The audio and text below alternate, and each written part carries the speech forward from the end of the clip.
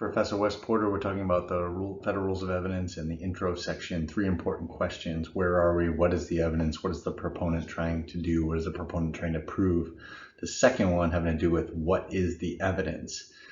It's really the most foundational, basic question that you can ask in any evidentiary problem that you're trying to solve.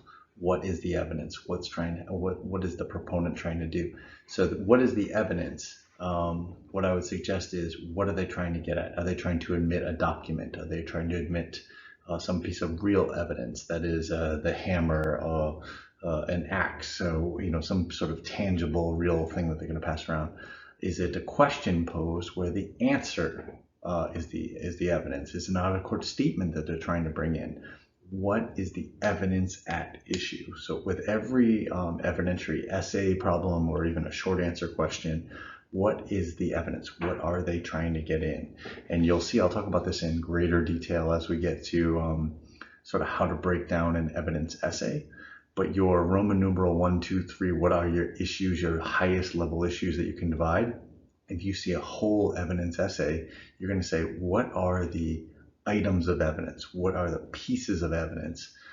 Whether they're answers from a witness, questions posed by an advocate, statements, out-of-court statements that you're trying to get in, the documents, the real evidence like the hammer or the axe.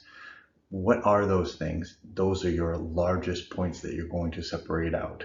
From there, you're going to say, as to that item of evidence, Roman numeral 1, what are the evidentiary objections? Maybe there's capital A, capital B, capital C, objection relevance, objection hearsay, objection 403.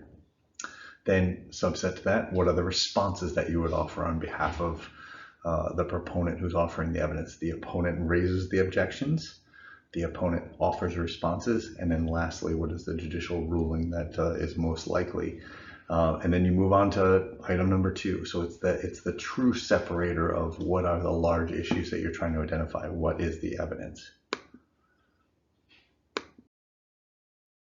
So again, think about it as these 3 threshold questions. We talked about where are we in a different video.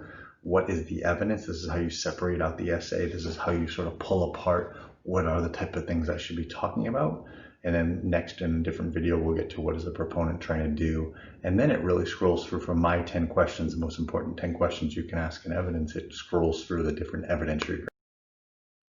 Here are the evidentiary grounds that we're talking about when it talks about relevance and policy under Article 4, hearsay under Article 8.